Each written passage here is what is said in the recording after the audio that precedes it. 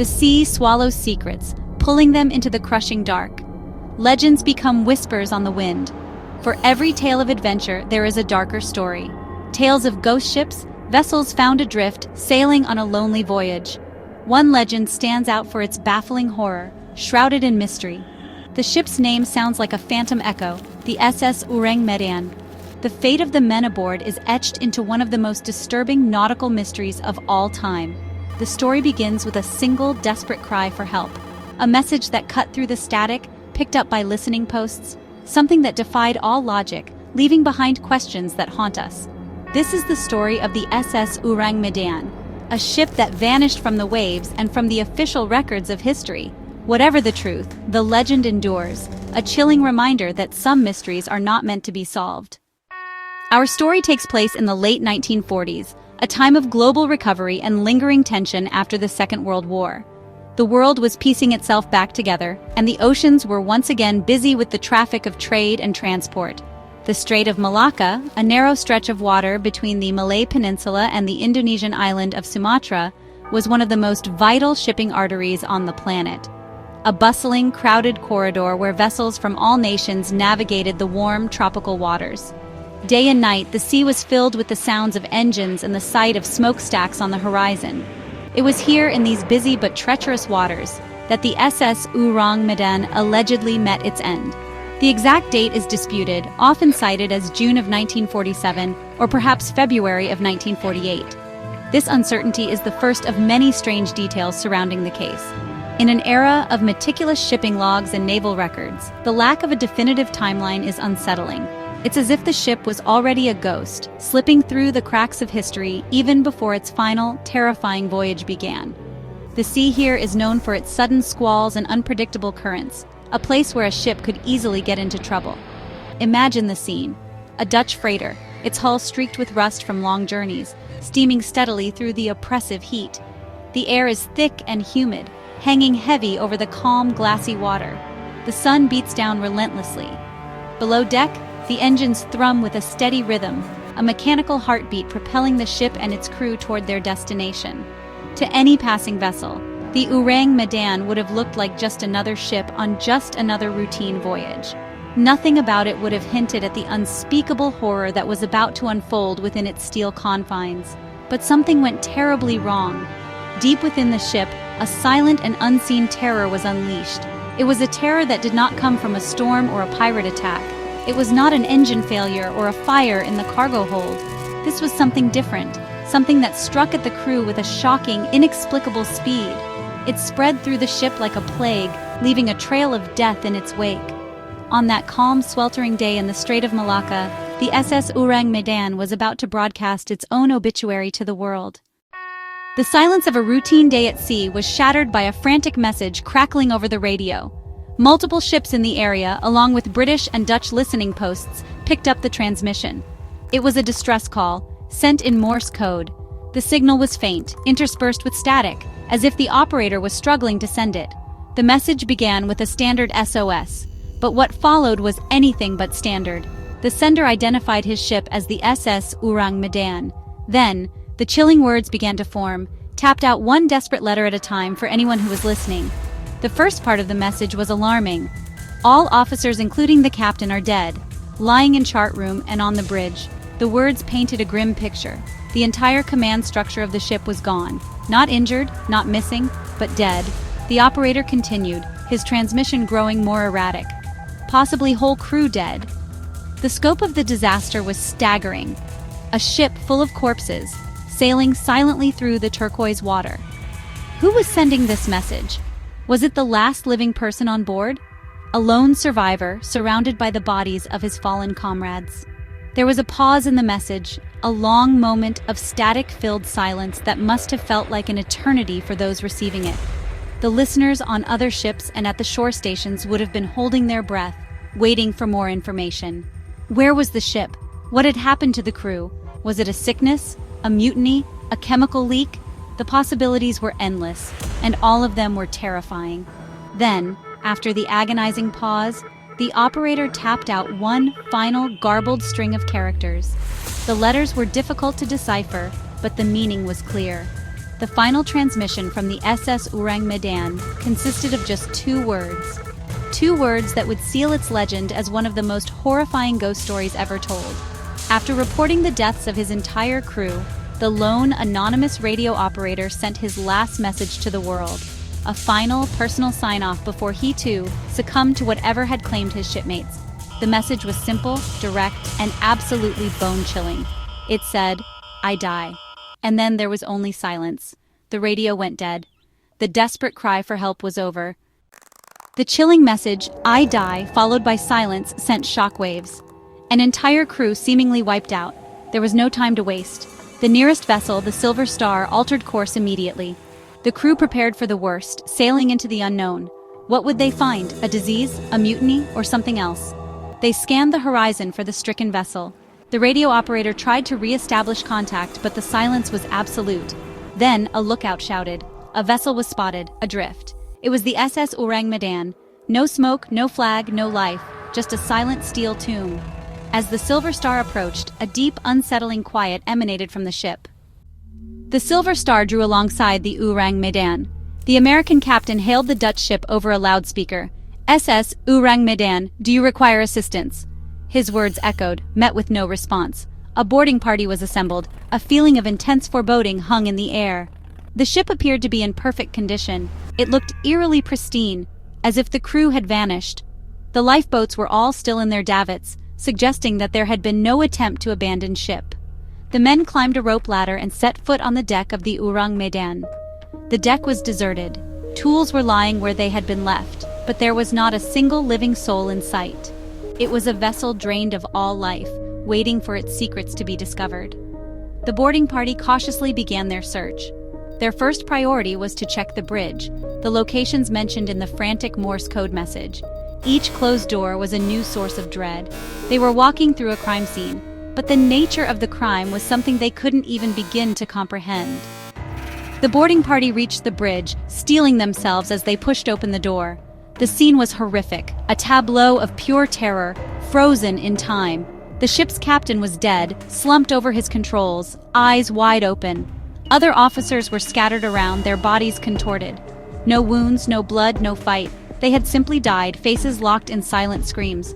Every person was in the same grotesque state, mouths agape in sheer horror. Arms outstretched, eyes staring upwards as if their last sight had been some unspeakable entity descending upon them. The American sailors stood in stunned silence. This was not a disease, but something else. The horror repeated everywhere. In the mess hall, in the engine room, in the crew's quarters. The entire crew was dead, frozen in abject terror. Even the ship's dog was found on deck, lips curled in a desperate snarl. The silence was the silence of the grave. The search party felt an overwhelming urge to flee. One last place to check, the cargo hold. An extreme chill filled the air. A deep, unnatural cold emanated from the lower decks. They were standing on the edge of a nightmare. The boarding party from the Silver Star entered the bridge of the Ourang Medan and froze. The officers were scattered like statues, faces twisted in identical terror, eyes wide and unblinking. No wounds, no blood, just death by fright, as if their hearts had stopped in a single, horrifying instant. The captain slumped at the controls, mouth open in a silent scream. The rescue team, shaken, pressed deeper into the ship. Every room revealed the same tableau: crewmen dead mid-action, their faces locked in agony. In the radio room, the operator who sent the final message sat lifeless, hand on the Morse key, eyes staring upward. The story was written on every face, a terror so profound it defied explanation. The Americans, hardened by the sea, felt a chill that had nothing to do with the air. They realized whatever killed this crew was beyond anything they'd ever imagined. Below decks, the horror multiplied. Crewmen were found dead at tables, food, untouched bodies frozen mid-motion. In bunks and engine rooms, sailors and engineers lay stiff, faces contorted in fear. Even the ship's dog was found rigid, teeth bared as if it too had seen the unseeable. No violence, no sickness, just a wave of terror that killed instantly. The Americans moved quickly, dread mounting with every step. The ship was undamaged, yet the crew was dead, killed by fear itself. The logic of the scene was overwhelming, nothing made sense. The urge to escape grew stronger with every ghastly discovery. The Silver Star's men knew they had to leave, fast. As they prepared to retreat, The men noticed a deep, unnatural chill, especially near the cargo hold. The ship's manifest was missing, the cargo a mystery. Was it chemicals, a weapon, or something worse? No one dared open the hold. The decision was made: tow the Ourang Medan to port for investigation. The boarding party hurried back, feeling watched by something unseen. The ship seemed alive, malevolent, guarding its secrets. But the Ourang Medan wasn't finished yet. Back on the Silver Star, the crew relayed their story: frozen faces, the terrified dog, the unnatural cold. The captain decided they would tow the Ourang Medan to port. Attaching the tow line felt like inviting a curse, but duty prevailed. The men worked quickly, eager to distance themselves from the ghost ship. The connection was made, the living and the dead bound together. Relief was short-lived. The Ourang Medan still had secrets to keep. As the Silver Star prepared to move, a sense of dread lingered. The sun shone, but the chill from the cursed vessel seemed to reach across the water. The ship was not ready to let go. The Silver Star's engines pulled the Ourang Medan, then smoke curled from the lower decks. Black, acrid clouds billowed from the cargo hold. The crew watched in horror as fire consumed the ghost ship. The captain ordered the tow line severed immediately. Sailors hacked at the rope, desperate to break free. The Ourang Medan was now a burning time bomb. A deep rumble echoed from within the ship. With a final chop, the Silver Star was free engines pushing away. The Ourang Medan vanished into a shroud of smoke and flame. The mystery was about to be swallowed by the sea. From a safe distance, the Silver Star's crew watched the Ourang Medan's end. A massive explosion tore the ship apart, sending debris skyward. The vessel broke in two, then sank rapidly into the depths. In minutes, nothing remained but smoke and scattered wreckage. The sea reclaimed its secret, erasing all evidence. The Silver Star's crew stood silent, witnesses to a story no one would believe. The Ourang Medan had erased itself, leaving only questions and fear. Its final message: fire, water, and an unsolved terror. With the SS Ourang Medan resting in a watery grave, investigators searched for answers. The most logical place to start was the ship's cargo. One theory suggests the vessel was smuggling a deadly cocktail of chemicals like potassium cyanide and nitroglycerin. A leak could explain the horrific deaths. Seawater could have reacted with the potassium cyanide, releasing toxic hydrogen cyanide gas causing asphyxiation. This explains the crew's rapid death and expressions of terror. Nitroglycerin, notoriously unstable, could have caused the explosion. The lack of official records suggests this was not a legitimate operation, possibly a clandestine mission gone wrong. Another set of theories, moves away from man-made dangers and looks toward the natural world. The ocean itself can produce silent, invisible killers that can claim a ship's crew without warning. One such theory points to the possibility of carbon monoxide poisoning. If the ship's boiler system had malfunctioned, it could have begun leaking colorless, odorless carbon monoxide gas. This deadly gas could have silently filled the ship, slowly starving the crew of oxygen. They would have become disoriented, weak, and eventually lost consciousness before dying, which could explain the lack of a struggle. However, carbon monoxide poisoning doesn't quite fit with the terrified expressions and outstretched arms. It typically leads to a more peaceful, sleep-like death. This leads us to another more exotic natural theory: methane gas erupting from the seabed. The Strait of Malacca is in a geologically active region. It's conceivable that a massive bubble of methane gas, released from a fissure on the ocean floor, could have enveloped the Ourang Medan. Methane is an asphyxiant that displaces oxygen. A sudden, massive cloud of it would have instantly created an unbreathable atmosphere around the ship, suffocating the crew in moments. This methane bubble theory has some compelling points. It would explain the suddenness of the deaths and why the entire crew was affected at once. It could also account for the reported chill, as rapidly expanding gas can cause a significant drop in temperature. But it still doesn't fully explain the specific, uniform look of terror on the faces of the dead. Nor does it directly account for the explosion. While methane is flammable, it would require a specific concentration and an ignition source. It's a fascinating idea, but like the others, it leaves some of the most haunting details of the mystery frustratingly unexplained. The story's historical context also offers clues. The late 1940s were a time of intense military secrecy and experimentation, especially by powers who had operated in the Pacific during the war. One of the more chilling theories was put forward by a German author, Otto Mielke, in the 1950s. He claimed the Ourang Medan was carrying nerve agents developed by a secretive Japanese research division known as Unit 731. These agents were known to cause death through muscle paralysis and asphyxiation, which could result in the grotesque death masks seen on the crew. A leak of such a weapon would certainly be a plausible cause for the tragedy. When logic fails, our minds turn to the unknown. The Ourang Medan case sparks paranormal speculation. Could the crew have been killed by something they could only see? Some theories suggest a supernatural vortex or a malevolent entity scaring the crew to death. The radio operator's final words, "I die," sound like impending doom. Was it a ghost, a demon, or an extraterrestrial encounter? The ship's explosion could be the entity's final act. The story persists because it feels like more than an accident. It has all the hallmarks of a horror tale.